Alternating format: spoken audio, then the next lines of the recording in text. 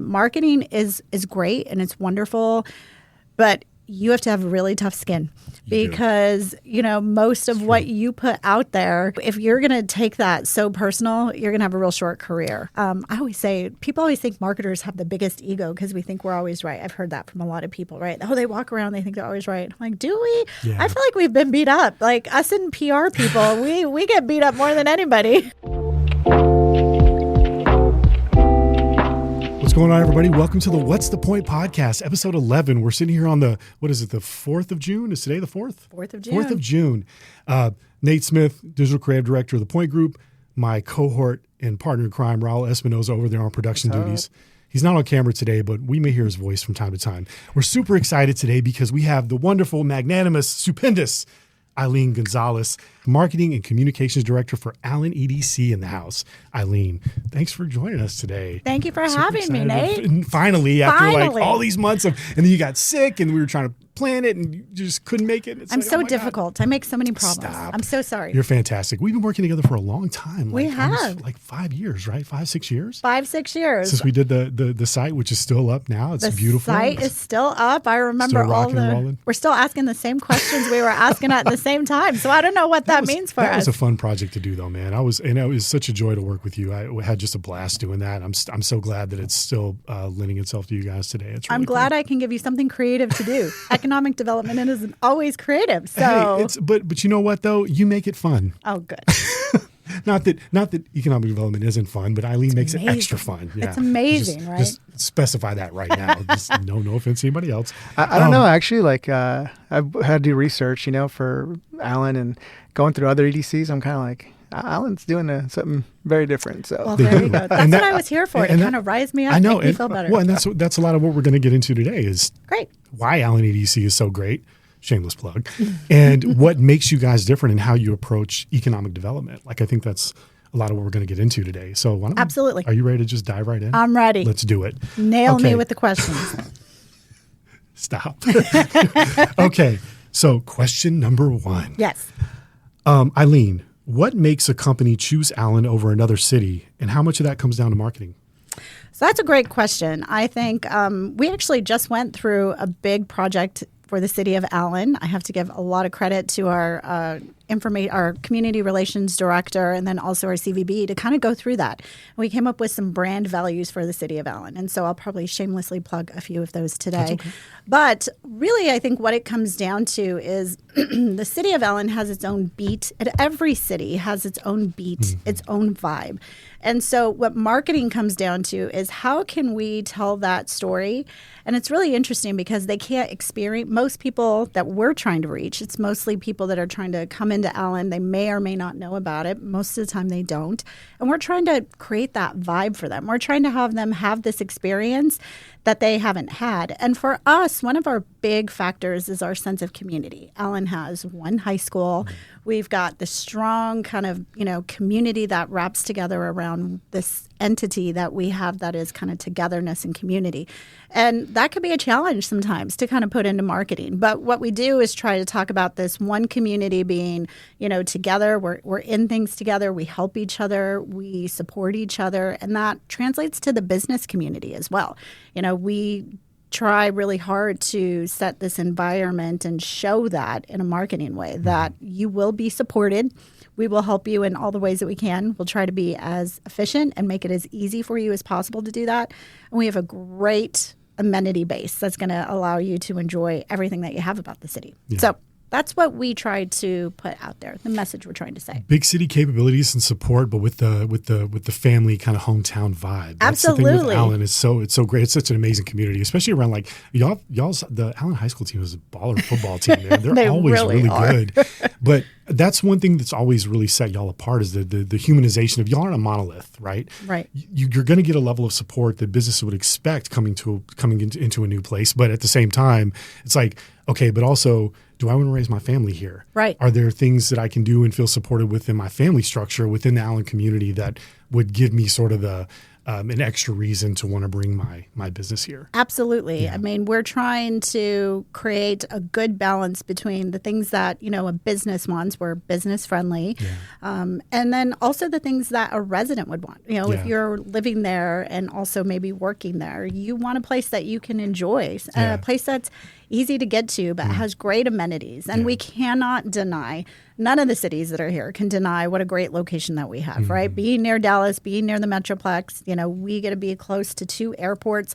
That makes a huge difference to companies. They like the centralness that Dallas has to offer. And, I can say it matters. I'd like to tell you that it doesn't.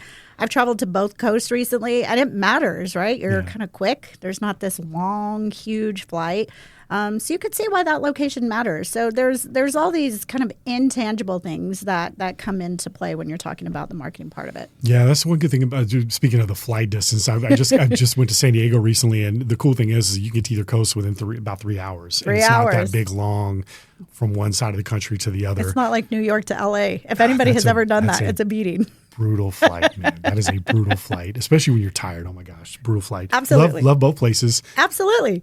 And also like the central location of Allen too, as it pertains to Dallas, major airports, things like that. I think it's especially for families and people that are maybe a little bit more advanced in their careers. You're talking about like CEOs, C-suite executives who don't want to necessarily be in the hustle and bustle of downtown or somewhere like that, where maybe life you still have all the qualifications and everything you need that a major metropolitan area would give you. Absolutely. But with maybe a little bit slower lifestyle in terms of like when it comes to your family and things like that. Absolutely. Right? I mean, those things matter, right? City life is amazing. The urbanization of living in a city is amazing.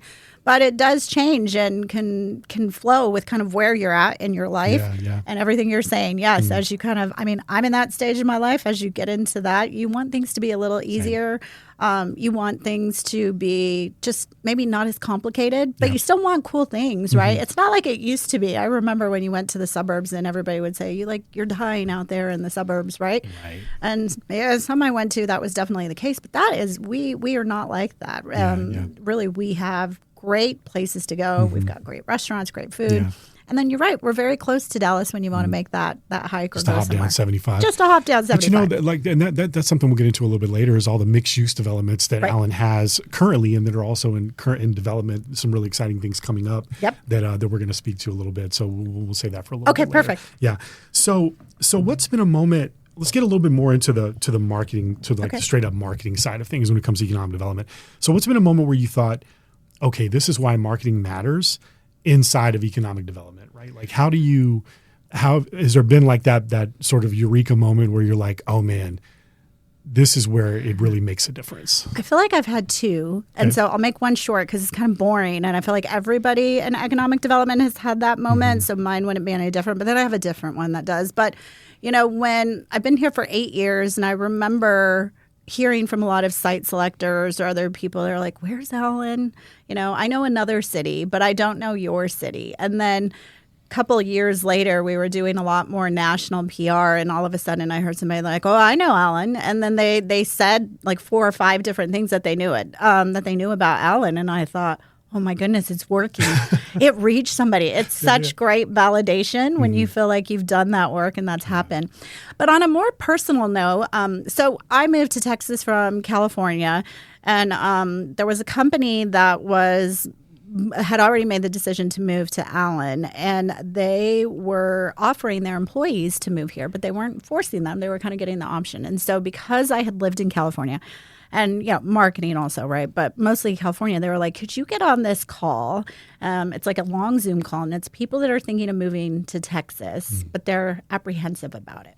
So you can maybe just talk to them about it. So I get on this call, and this lady who was so nice, she's like, I just have to ask you some questions. I'm like, I'm ready. Okay, what do you want to ask? And she's like, well, that it's that syndrome. It has a name. I can't remember. She's like, but when they said we were looking at Allen, I started to see it everywhere.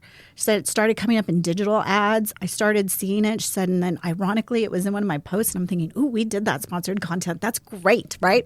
So I'm so happy that she says it. She said, But I wasn't going to click on it because I didn't really care. But now I did because I want to know. And she said, and I could not believe how much there was a misconception about what I thought about the city. That particular thing that she was saying is she said, it's really hard to move from San Diego was this particular place. And she said, and all I could think is that it's going to be so ugly. And, there's no ocean. We don't have an ocean. No, we can't do anything about that. Got to go a little ways to get to that. We do have to get a little ways to the ocean. But she said, you guys had done a really good job of showing all these parks and trails that you have. Ellen does have amazing parks and trails. So I left that call thinking it made a difference. Number one, it was getting to people that it needed to. But number two, it did what we were trying to do was maybe help relieve some misconceptions about what people have because, marketing can definitely do that. Yeah. We're trying to tell a story of something that didn't work. And then also that it resonated with somebody. And that's all we really want in marketing, right? Yeah. You want those two things. That's it. So that was it. That was my moment. Those are amazing. It's like my mic drop. Did they think that we were going to be on horseback over here? With 6 shooters. There's my Colt Maker Piece 40, Colt whatever it is. One person did say. Colt Peacemaker 45. One person did say, they were like, there weren't that many cowboys. I thought there were a lot more There hats. are a lot. You just got to go to certain places. You got to go to Fort Worth to see a lot of those. And then, so there was that. And then, when it was kind of done, they were like, so tell me how hot it is. Is it really hot? And then I was like, oh, my microphone isn't working. I don't know. I mean, I moved in July and it was brutal. I should have had a better, should have thought that through. My sister's last pregnancy, her last trimester was all summer. Like if you that year during the pandemic, and it was just, I just remember it being absolutely brutal on top of it being in the pandemic. Right. But, that's the funny thing. It's so funny that you mentioned that. And just having just come back from San Diego. Right. Wake up, it's 55, it peaks maybe 72, and there's like a breeze. We get some of that here. Sometimes not it the happens. Ocean breeze per se, but we do get some nice weather. A lot of it's for like storms, 2 weeks. For a couple of weeks. 2 weeks. But you know what though? Some of the other stuff absolutely makes up for it. You just gotta, make sure you have good AC during the summer. That's what I said. And maybe a pool to hang out That's at. what I was like. I was like, everybody hangs out at the pool. That's all you gotta do. We live the European life. We come out much later. Nobody comes out in the middle of the day. There you go. It's too hot. Who's got anything to do during the day? I mean, come on, man. All the great stuff happens in the evenings. It really does. So some beautiful sunsets here too, though. You got to say that, like the sky, colors of the sky here are just the big Texas sky. It man. is a real thing. It's beautiful. But that's a funny thing that Raul asked that question because I feel like that is a misconception for a lot of people that haven't been here. Heck, I know people that live in Dallas that haven't been to Fort Worth all that much, and their minds blown when they go to Fort Worth. Absolutely. I'm like, what are these stockyards that we're by? Like, is this stuff really? This is a real thing here? It's like, yeah. Yeah. But there's rolling hills here. There's all sorts of things you can see in Texas. And Allen is obviously, Allen areas are a big part of that. But Texas is a really beautiful place. It really is. It's a huge state with a lot of different natural sort of instances and things that you can see. Kind of like Jay and I, Jay Frederick, our creative director, we talk a lot about, he's from the hill country. That's right. But we grew up in West Texas, but he's, like Marathon out that way. But like you go down to Big Bend, it's almost like being on another planet. I've heard that. I haven't done it yet. Yeah, it's really beautiful. But there's some places in Allen out here that are pretty where you get and you're kind of like, man, this is. I mean, some of really our great. Trails I have gone on in the middle of the day because we have a trail that's right outside our office. I have to ride my bike out there. The bike is nice. And sometimes I will look and I'm like, wow, it's really pretty. Beautiful. I mean, I came from a really pretty state. I'm from Colorado and, And then lived in California. Wow, I know. I know. Texas is awesome. Texas is awesome. But it is true that I think sometimes when you're a certain place, you have a bias. And I kind of looked around and I'm like, everybody says all these things and it's beautiful here. Look at these trees. I have this nice canopy. It's beautiful. It's so... You're right. Everybody has those misconceptions. And that's what we're trying to do from marketing, right? Is we're trying to show you what really is here, what really it can be. But that was my one moment and it was fun. I remember leaving that thing being like, it's working. It's working. That's that's all we can hope for. I always get excited when I see ads in the wild. Like agree. you see your own ad in the wild. It's so exciting, isn't it? I don't know why that's so fun, but it is. So let me ask you this. We're in, if it's not digging too deep, we're in California, were you? Yep. I was the Bay Area. So I lived on the East Bay, worked in San Francisco. Nice. It's a great place to live, obviously. We had we were just talking a little bit ago, we had a whole different lifestyle at that point. Yeah. My life changed a little bit for the good, right? Yeah. You get kids and your life changes. Land's End is Land's End and the Muir Woods are two of my favorite places Muir in Woods is San great. Fran. Yeah, it's just like I could stay there all day. It's It incredible. really It's is incredible nice. to be there, man. It's so awesome. And I am a seafood lover, so I do kind of miss that a It's little kind bit. of San Fran. That whole Bay Area kind of reminds me of. It kind of feels like the West Coast Manhattan a little bit. Yeah. Like it has a. For sure. It's super big city, and obviously all the tech companies are there. Palo Alto. We were there in 2018, and we actually went out to Palo Alto and also to Cupertino, and we saw the new Apple headquarters and all that jazz. I saw Facebook HQ, and it's a pretty cool thing. But it's kind of out in the middle of nowhere. It Like really it's is. kind of like, is this like the kind of the desert, just kind of this area in the middle of these hills, and Right.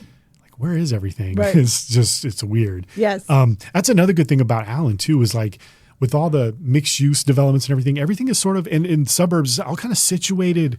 Like suburbs are tucked away, the suburb part of Allen, Right. like where the housing developments are, but the mixed use stuff is just like a hop, skip, and a jump. It's not that far. Everything's really sort of is. it's within the community distance, right? It's definitely within the community. I actually laugh with a lot of residents who will say things like, oh, that's outside my radius. I don't go there. I don't Right. need to. Right. Everything that I need is right within my little radius. I've Yeah. got my favorite restaurants. I've got this Exactly. and that. And you're right. It does make it easy. And the mixed use that, the cities are embracing now, they really make things much more simplistic for whoever that user is, whether it's a Yeah. resident or somebody who's there, for business. Mm-hmm. Nobody wants to get in the car and drive 20 minutes for lunch. That's just an awful thing, right? And then it's a great thing if you can walk. Yes, it is hot. We just talked about that. However, Just get one of those fans attached to your little neck. It'll be fat. fine. But most of the time, we see tons of people walking that Yeah. are leaving an office. You guys have an office here where people can go and walk. Yeah. It breaks up your day. It's so wonderful when you can have that that kind of like accessibility that's easy, and you can still drive somewhere if you want to, right? Most of us would like that sense of ease a little bit more, right, than anything else. So. Especially Nate with all the trails and nature and everything close by. Like I feel like there's a trail every corner you turn in Allen. And one of the great things about it is I know a lot of people, like for a while there, I was bringing my bike up to the office and Right. riding. There's a lot of areas to ride around here. Allen's the same way. Like if you could be across 75 in your office building, but then you go across the highway and there's a trail right there for you Right to there. walk or ride on. And you talk about breaking up your day. That can really relieve some mental stress, especially if you're having a tough one. To be able Absolutely. to go out and do stuff like that and have it close by. And I know, I remember our office building when they put in this gym, and there were tons of people that would go for a bike and come back and shower and go in, or they were biking in the morning. Yeah, that's really nice. We loved those people because it was like, oh, you're doing it, right? Somebody built it. I know our parks director Yeah. was thrilled to Oh, see God, that yeah. happening. Yeah. But you're right. It does just, you can't do that in all cities. And so True. if that's important to you, then that matters that the city put that in. And we're finding Absolutely. that it's more important to more people than maybe it used to be, right? That's awesome. People want to get out and do a little bit more. Yeah, people don't want to be stuck. I was talking to Ruth, another one of our account directors, the other day, and she, our VP of healthcare accounts, and she said she goes outside for lunch pretty much every day. She's like, I just get tired of being inside in the AC. I need to get out in nature and see leaves blow in the wind. And we work in a really beautiful area where You there's do. the man-made pond down there, the boardwalk and everything, which is really cool. So yeah, it's awesome to have those things. It And matters. I think you're right. I think there are a lot in today's age where remote work is becoming more of a thing. Mm-hmm. People that want to go into the office, they want to have those things at their disposal so that they know that, hey, I need a little bit of comfort during my work day Right. where I can go out and do the things that I love. Right. And release some endorphins and get out Right. and move a little bit. you Get know? out and move. Absolutely. Yeah. So okay. So now we're going to start to get into some things that are a little bit, maybe a little bit, not really taboo, but maybe just a little. You threw me more the easy ones challenging. first. Huh? You're like, let me get her warmed up and then I'll So- do the other ones. So this is actually a really good segue because we've been talking about some of those things. But how do you make something like economic development actually feel exciting and human in your messaging with your marketing tactics? So one of the things that I learned when I came to economic development, 8 years ago, was that there are a lot of audiences that you have within economic development, and you really do have to segment them out because they all want something different. So like a site selector, they're a little bit more data oriented, and so you want your messaging to kind of be that direct and go that way. But then you've got other people that you're trying to reach that want more of that human message. And so I think what we look to is to try to really lead with people, because economic development, the first thing people think about it is not people, right? They're thinking buildings or people shopping or, increasing your tax base. Those are really difficult to kind of put in play, but they're all built and framed from people. So to help that human part of what we do, we're trying to make sure that we're showing people doing the things that bring economic development. So if we are showing a building, can we show people doing all the things that you just mentioned before, of what can people do? So we're always trying to look for that angle of what can be offered to people that they can understand or that they can relate or that they can see. And one of the things that I'm really excited to see over the past, I'd say, 3-4 years, economic development has gotten way more fun. I remember and I think some of that is the involvement of social media with economic development. I mean, I have some cities that I follow and I like, and they are doing amazing things, right? Like I saw, our city of Allen, I have to say, they did something that I just came out of the blue and I would have never thought. They did a cute little stint on Devil Wears Prada 2 coming out. And that would have never happened, right, a couple of years ago. Cities were kind of like, we're here to inform and we're here. So that level of engagement that they're looking at, we can get outside that box a little bit and do a little bit funner and be a little bit more relevant. I think is what everybody is trying to do, and certainly what we are trying to do. Yeah, it's funny. I was watching. There's one. I think they're in Michigan. It's a public library. There's a public library where a lot of the workers do some of the real social media trend stuff, and it's super fun. I think that's the one good thing that social media has done. I think because you've got fans on both sides of things. Like it's so terrible in some respects, and then it's so great in other respects. I mean, there's always going to be extremes, right? Right. But I think that there's not as much gatekeeping now, and people in the pandemic really pushed things forward in some good ways. Right. Where now a lot of those things that used to be considered maybe like not as professional have become a part of everyday life, even when it comes to our work life. I think it was partly when you'd see kids running by when somebody's trying to do the weather, or like a cat sitting on the desk. That happened at my house as well. People started becoming more connected. They're like, yeah, that stuff happens at my place too. Like when the nanny walks in to get the kid, she's like, oh my God, I'm so sorry.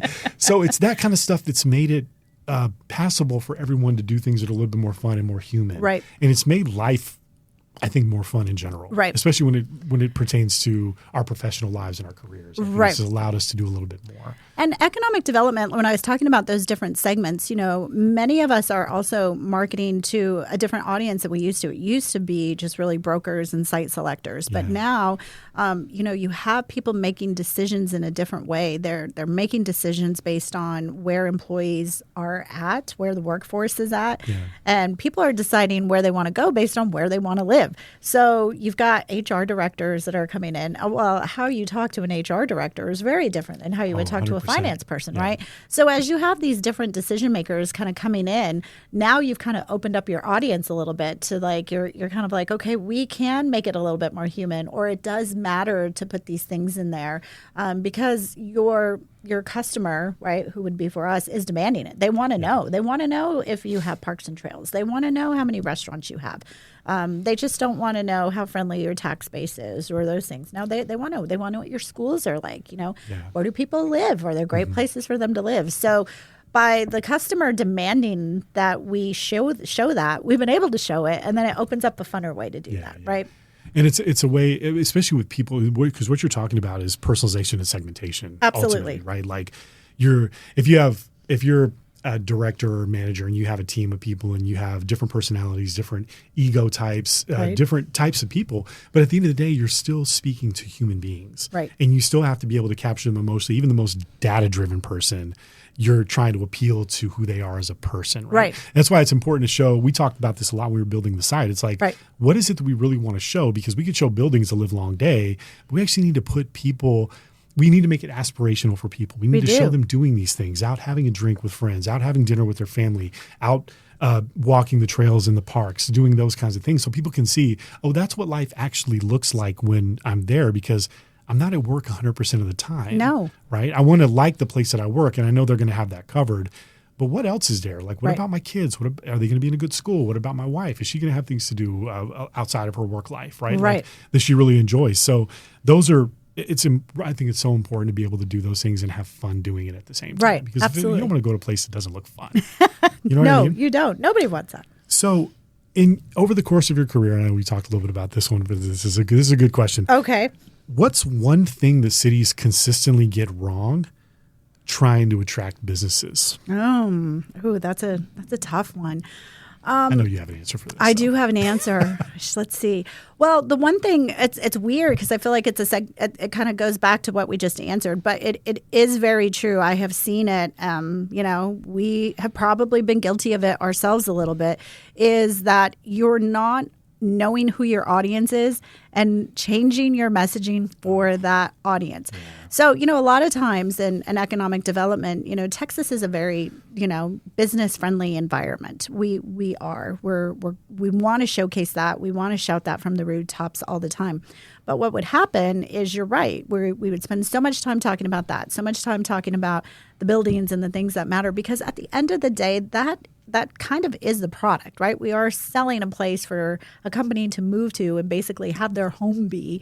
But if you think about it from the terms of like when you bought a house, you're not just looking at your house. You look at the neighborhood, you look at your neighbors, you look at all these different things that you look at. So it's not just that you're looking at. So luckily for economic development and cities, you have different people that you're trying to reach. They all are kind of asking different questions. You get a ton of questions thrown at you and you're asking that. If you just have that one message for everybody, it's going to fall flat, because then that person that cared about quality of life is going to say, wow, that's great, but you guys might, to your point, be kind of boring. You didn't show me anything. And, why would you not want to show that amazing asset of the trails and everything that you had? So I would say that it's not a one specific thing that I know you're probably looking for, but it is. If you don't look at your audience and segment that, and that can be hard. Most economic developments, we don't have a lot of resources, right? Many of us don't have big departments to kind of section that off. And so most of the stuff we do could be time sensitive a little bit. And so you can just kind of rush and get that stuff off and forget that step. We could all be... Any marketer is guilty of that, right? Yeah. Like we were like, oh, okay, is anybody going to really notice if we just kind of move that one along a little bit? And I think that could be the really big mistake that people make. I would say one other thing that cities do is, we are in a very relationship-based, believe it or not, customer service-driven field. And if you're getting asked things and you're not responding in a timely fashion, that can be pretty brutal. And as I just mentioned, many of us are stripped then on a few things. But, you guys are in an agency world. Juggling act for sure. Right? You know exactly what that feels like. And I think anybody in an agency would say the same thing. Yeah. Client is asking you for something and you don't find a way to get it done pretty quickly. That could be tough. Yeah. I think it's so interesting too, though, when you start talking about like the sort of blanketed approach to the marketing, the messaging. I think that's just a good staple for any marketer to have nowadays, because the world we live in, you're trying to hone your messaging in to get directly at that person. Right. And the good thing is you guys have boatloads of data. So you know who you're marketing to, right? So it really helps you with how do we want to tailor this message to be able to have maximum impact when this person sees it, because it's kind of like a billboard. You got to catch people pretty quick because they could see that ad and it needs to hit them in a way that not only keeps you top of mind as a place to be, but affects them in a way that makes them feel like they need to go dig a little bit deeper or look back at something you guys have done, or give them, click on the ad and it gives you the opportunity to kind of follow them around a little bit. I'm giving up our secrets. Oh, no, don't do that.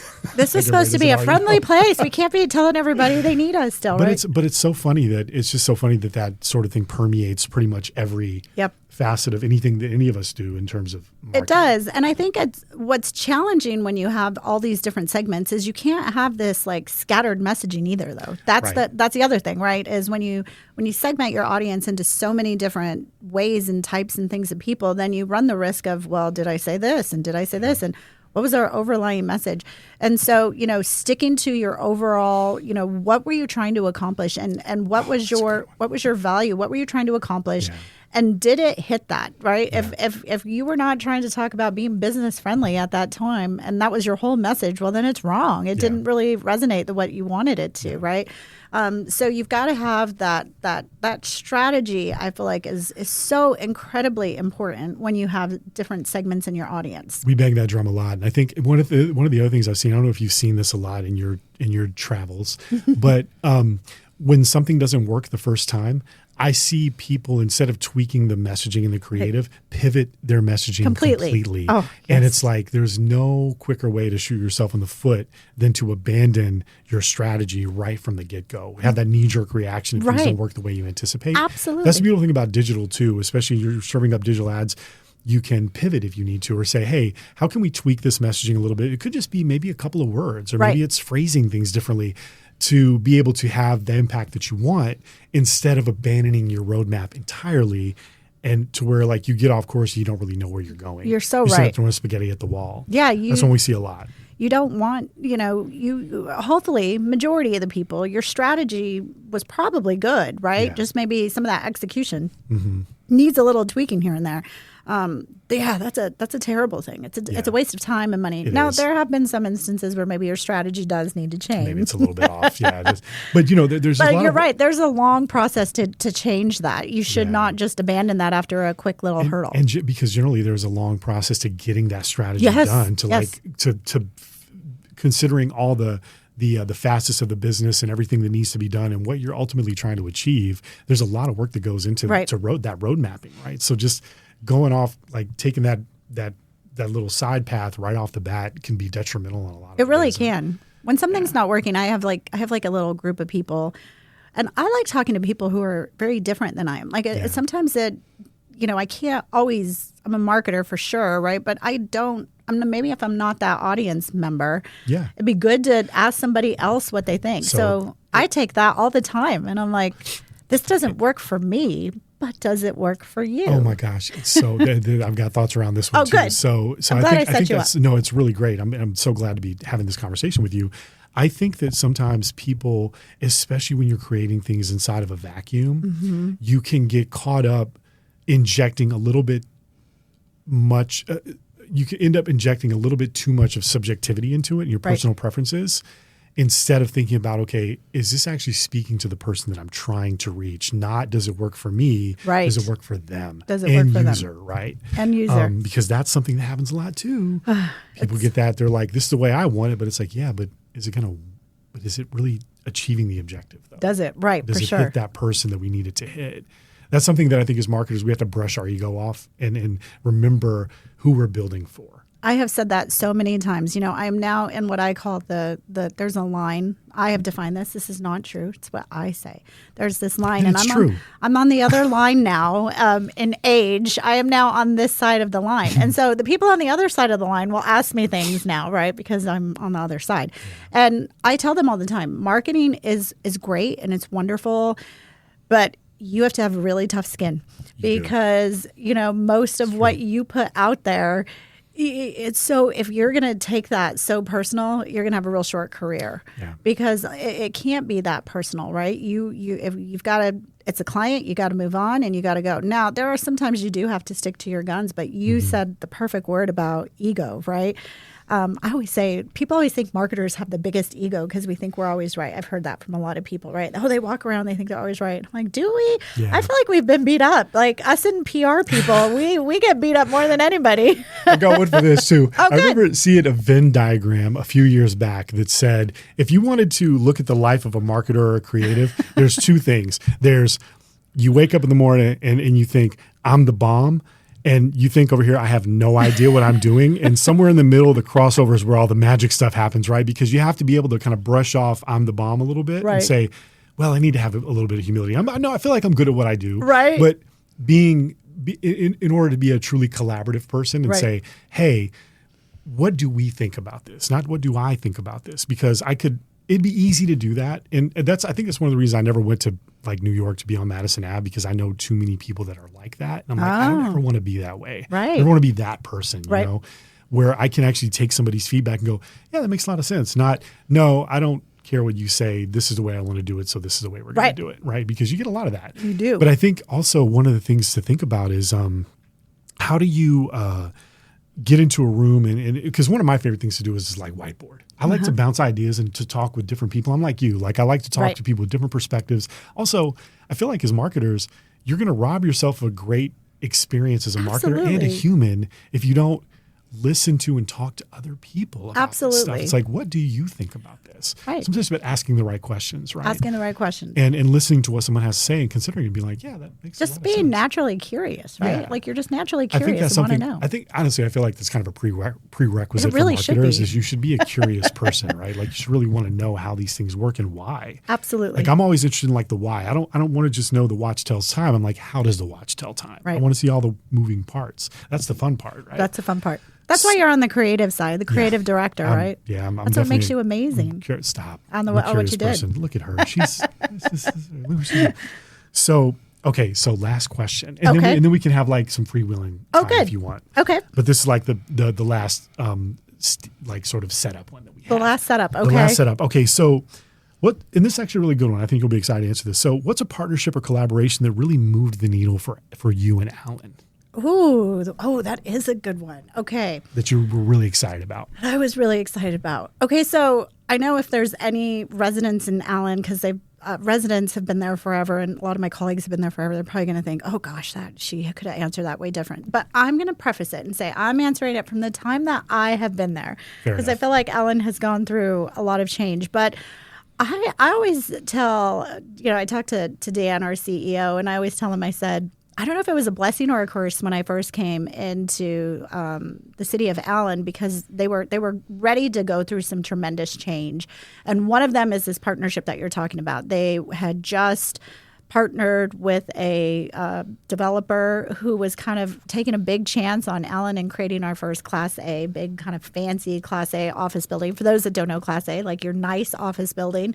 And, they had to involve a public-private partnership. So the city was having to kind of go out on a limb and, put some dollars out there and take a chance on it, as was the developer. And it wasn't what they call like a shoe-in, like in downtown Dallas at the time, where they knew it was going to work. There's tons of workers there. Of course it's going to work. We were asking them to kind of like build it and they will come kind of thing. Although the difference is we knew it was going to work, but you had to kind of validate that market. And so seeing that partnership with that developer, I always say that they've got a fun little call out for me. They're like my favorites because I felt like we grew up together. They helped me grow up into that space. And seeing Allen then kind of was put on the map for Class A office and started to become that. We got to market in a different way than we had, because now I had a new product that I was able to market, right? So we had this different market, which reached a different audience and allowed us to have more fun, all the things we had just talked about before. And I think that changed the trajectory of where Allen is at today. Absolutely, in my mind. People will say Waters Creek or some of those other things, and I definitely think they do. But in my short-lived time that I've been there, seeing in the 8 years what happened from there to now where we're talking about building, 6 million square feet of office on 121, which I know we're working on in partnership with your team on that.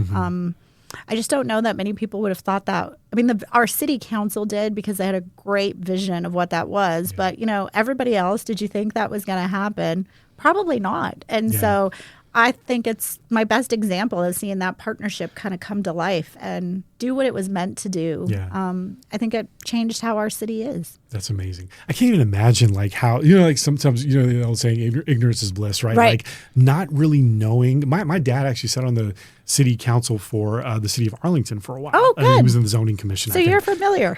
Somewhat. Yeah. I haven't asked a ton of questions, but I know that there are a lot of logistical hoops to jump through. I know there's a lot of back and forth, a lot of meetings. So many meetings. I can't meetings. even fathom to get that type of build done, what it takes to get to that point where I don't think people know either. It's a lot. They just don't, right? Lot. I mean, I came in brand new and I'm thinking, oh my gosh, we've been talking about this forever. How long does it take to get going, right?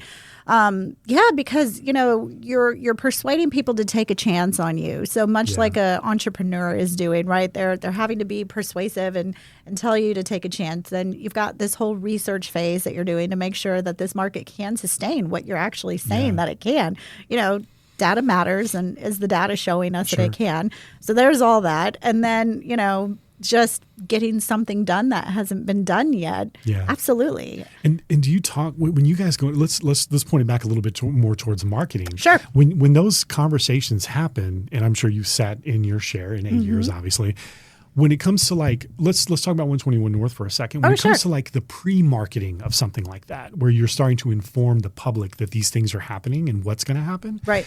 Do y'all talk about that in those meetings? Like, how soon does that plan have to come to fruition to say, here's how we're going to start to push this message out and let people know that these things are happening, not only with the website, but then also with the supporting tactics and the supplemental things that happen around all of it.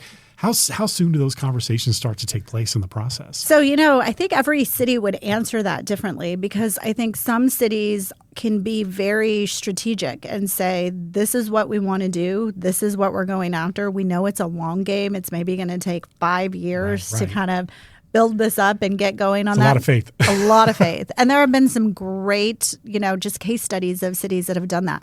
Other cities, I think a little bit too, like Allen, have had a little bit of the best of both worlds. Like we've had, great city leadership that has said, you know what, we're gonna wait, we're gonna be patient. This is what we want, and we're giving you direction to not do that. And so then you be patient and don't do that. Like for 121, we have a vision of what we want that to look like. Now, I don't think that they sat there and said, let's tell our residents everything that we want this vision to be, right? But there was a point where it was like, yeah, we should probably start, because people are asking, why isn't anything happening over there? What are you guys doing, right? So I think there are more inquisitive residents. More inquisitive, which is great. And I think we've gotten better at informing our residents. It was just, again, you talked about it, social media. You didn't really do that back then, and now you can. So I think that some cities kind of get pushed in that direction to have that conversation a little earlier than what they have. I think everybody has that vision, and then maybe something is telling you it's time to do that and time to move on. And then when that time happens, at least for us, yes, it does involve sitting down and kind of talking that through and talking through the strategy of what that involves. And I think that's what marketing is kind of bringing to the table a little bit more. I have a colleague, and he is so incredibly smart in our office, and he always says, he's been in the industry a long time, and he always says, economic development is kind of, it's really two pillars, right? It's the financial and the economic pillar and the educational pillar of what we do, and we're making change and we're growing. He said, but it's also so much marketing. He said, because if you look at it, we are trying to sell you something that maybe isn't even here yet. Doesn't even exist yet, right?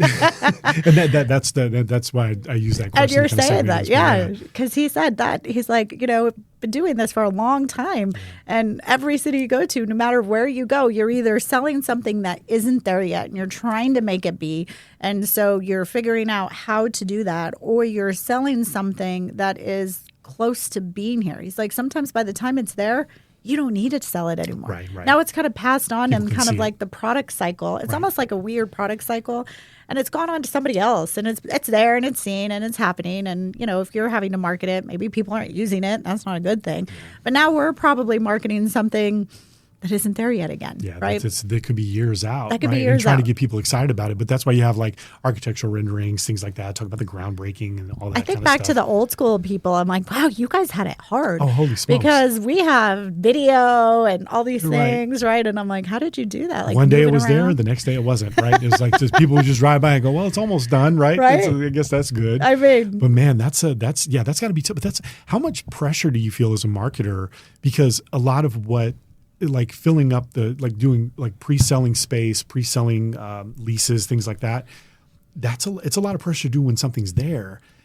How much pressure do you feel when it's not there yet, and you do have that much runway? Do you feel a lot of pressure to make those things happen, to get it in front of people, because not everybody can make that leap, right? No. Not everybody can make the leap there to go, okay, I see this vision for what it is. Some people might be able to, maybe visionary types. Yeah. City council people can, of course. They Obviously. see it. But how much pressure do you feel to get people to understand and see what that vision is? I think that it's more than it used to be, Yeah. right? Because you're seeing a demand from people in a good way. I don't think that's a bad thing, right? No. To ask more questions, be more informed, and so Yeah, there is I feel like a lot of pressure that you don't want to do something that's wrong. You don't want to put something out there that is not correct. And I think from a marketing perspective, a lot of times, this is one thing that has been really interesting with me, I feel like, in kind of making that transition to economic development is a lot of times you're marketing something that doesn't belong to you, right? We're marketing something. It is a very weird thing to kind of do. I had to kind of get my arms around that a little bit. You're marketing a building that maybe a developer has, and you're trying to market it, right? You're trying to market this mixed-use space, and it's not really your product. You can't really see what it is. Right. So I feel like that's where the strategy becomes so important because you're really having to talk and listen to all the different players on there. It's not just you. It's not just your product, right? You've got to talk to these people and these people and these people and find out. And I think that's where the pressure comes from, to make sure that you're translating that correct message in the way that so-and-so person intended you to do it, because it's not even yours. I think is something that is a bit of a challenge. There's a bit of marketing involved in that too, trying to help somebody who doesn't maybe see the vision or understand it, trying to get them to understand it, right? So that it's a little bit of practice, honestly. So let me ask you this. So with that said, being that you have to talk to developers, contractors, all the people that are all involved, right? And the good thing is you don't have to do it all yourself, obviously, which is awesome. Right. But we have a great team. How do y'all consider that? Is that a more of a B2B approach, or is that B2C or D2C? That's a great question. How do y'all look at that? I will try to answer that as quickly as I can because I actually struggled with that for a little while of like, I don't know. Am I a B2C? Am I a B2C? What are we doing? And I remember telling people when I was first kind of doing this, I was like, look, I know marketers say all the time, oh, I'm in branding, right? I'm branding. And I'm like, I truly am in branding. I am branding and the city. That's what I'm 100%. doing. I am branding the city. And then I have all these little things. But I can't ever really have a great ROI on it because they don't buy anything, they don't do anything, they don't click on anything. Right. I mean, and so I would tell people all the time, it's hard for me to get my head around because how do I qualify it? And when you talk to other marketers, you don't really qualify branding too much, right? No. You qualify it on, is it word of mouth or do they see that or all that kind of thing. For what your engagement is. What your engagement, it's hard. So I kind of look at it as like, we were mostly B2B. And then I think after COVID happened and people started being work from home, everything you said, and the focus a little bit more on quality of life and workforce and companies going where the talent is and talent deciding where they want to live instead of moving for the job, they were moving for where they want to live. Then I think we started to become more B2C because it was like, wow, we have to start selling this product who the end user is actually, the end user is Nate. It's not the point group, right? Yeah. I'm trying to tell the point group to move here. But if I can make Nate like it, then the point group knows that Nate wants it and they will want that, right? Yeah. So then it became, we're kind of both now in almost a really weird way. And how you market to those two are very, very different. That makes sense? It makes 100% sense. Did I answer that? Also, the other thing that makes sense is, hey, you heard it from Eileen. Whatever I like, that's what we should do. I'm just kidding. That's exactly what I said. No, this is so amazing, though. Like, I'm so fascinated to hear about this part of it because I'm looking at it from one side of the fence. Right. But because I almost look at what you do as like you're a brand side marketer, right? Yeah. So you're marketing the Allen Economic Development brand, right? So it's not really that much different. It's the same principles that you probably got from your early marketing career, right? And how that transitioned over to now, some of the same things apply. They're just applied in different ways. Yeah, and then it's weird that can kind of be like an aha moment, right? Because I think you get so fixated on this one thing that you're doing. But again, I also think in the time that I've been here, things have changed and they have evolved. I think that, there was a time, and it still is very important. Data matters, right? So 100%. The bottom line matters, business, just business costs matter. We can't deny that those things are important, and we need to market them. Those are just tremendously important. I think where kind of the secret sauce is, so to speak, is that you now have this other section of your city and the quality of life and the community and everything that it brings together that is kind of your little golden nugget down here, right? And you've got to figure out how to market that now. And before, the golden nugget was like, oh, when you get here, I'll show you and I'll tell you about it and it'll be great. And you've got to show that golden nugget a lot sooner. And, you've got to be able to tell that story a little bit better than maybe we were in the past because, again, it's being demanded that you do that. And, more cities are doing that. More cities are on board to do that. I think that they are understanding the importance of it. And so now you got a lot of competition out there, especially here in the Metroplex. We've got amazing cities. We've got amazing little sister cities all around us who do a great job. Yeah. And you got to stand out on that. And that can be hard. Part of the ecosystem too, though, Absolutely. like because people also want to know, like, what am I surrounded by? Even if somebody is willing to make the drive, it's like, hey, I don't mind driving the 40 miles it takes to get to Fort Worth. Yeah, I'll take the trek out there and be able to see something else that's cool. Right. Those things matter too. That's why it's called the Metroplex. Like, there's a lot of great places. Allen is one of the best, if not the best. We are, right? But I also think that, like, from a that marketing perspective, you talk about like being able to tell people those things early, also like building in the authenticity, because now we live in an age where, not that there really was a lot of this. I think when we talk about marketing, a lot of people, the reason that we were looked at a certain way is because people were like, oh, it's smoke and mirrors. Right.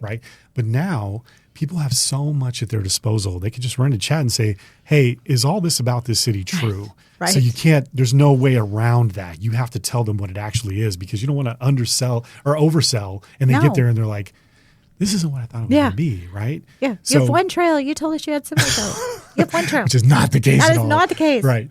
But yeah, it's just so fascinating to me to be able to get kind of this side of it. I think to a lot of people that are going to watch this, they're going to feel the same way and be like, man, there's a lot that really happens inside of like the economic development side of things that is really relatable from an agency perspective, because it's marketing. Marketing is marketing, right? It never really doesn't really change, because you're still catering to people. You're still catering to people and their emotions and their feelings and all those. And it's a marketing podcast, so we have to give that plug, right? But marketing is important. Yeah, it matters in every industry. I know sometimes we can be the first to go, but it's important.